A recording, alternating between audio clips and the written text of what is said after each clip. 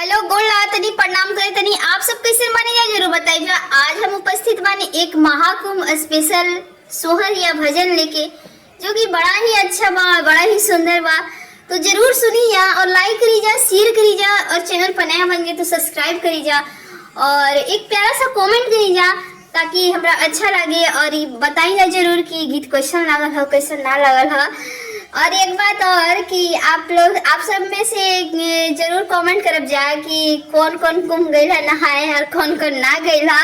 हम तभी नहीं गइल, पर पता ना गंगा मैया कैसे बात रही, तो जरूर जाए। तो सुनी जा प्यारा सा गीत। और क्या मिली जुली गौआ नगरिया कुंभ नहाए गइले हो, आहो कुंभ नहाए गइले हो।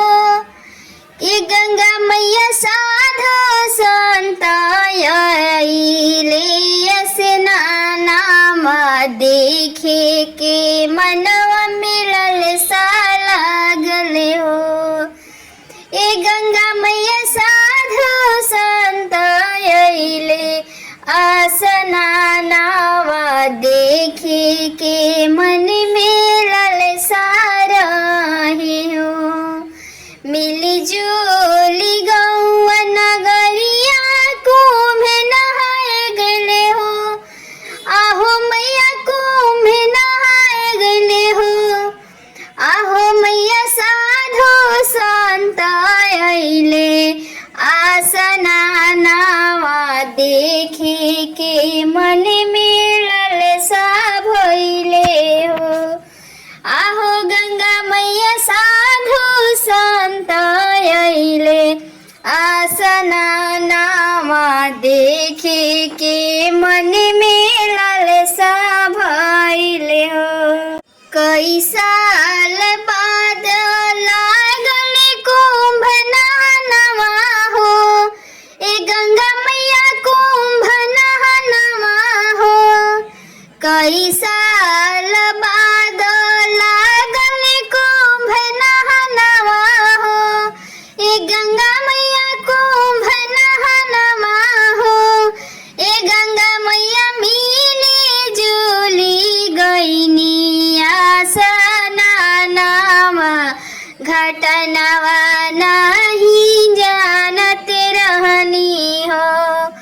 ए गंगा मैया मिली जुली गइनी स्नानमा घटनावा नहीं जानते रहनी हो।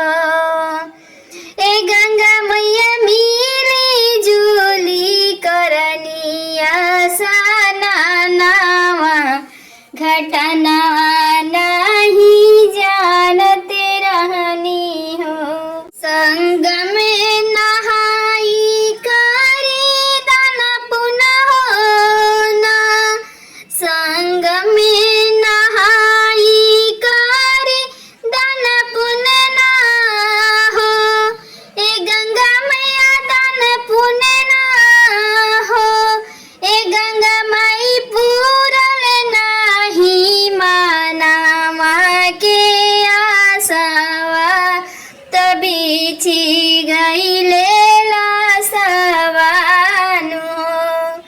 ए गंगा माई पूरल नाही मानामा के आसावा, तभी छी गइले लासवानु।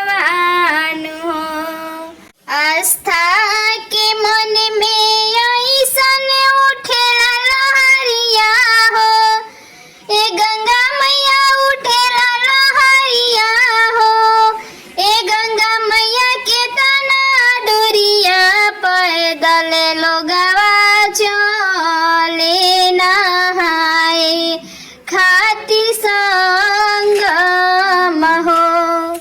ए गंगा मैया कतना दूरवा पैदल लोगवा चले नहाए खातिर संगम हो। कवना कसुरवा गंगा मैया लोगवा से भइले हो। कवना कसुरवा गंगा मैया लोगवा से भइले